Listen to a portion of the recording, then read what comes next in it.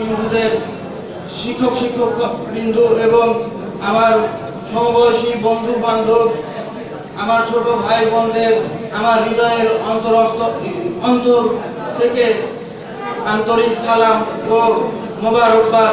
আসসালামু আলাইকুম। এখানে আমরা বিগত 4 বছর শিক্ষা গ্রহণ করেছি। এখানে আমাদের স্যারেরা আমাদের অতি যত্নের সাথে আমাদের শিক্ষা দান করেছে।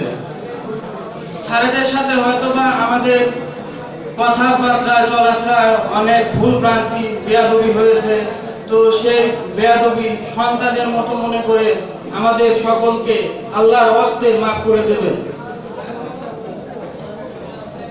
এখানে আমরা আমাদের বন্ধু বান্ধবদের সাথে মেলামেশার মধ্যে অনেক ভুল ভ্রান্তি হয়েছে।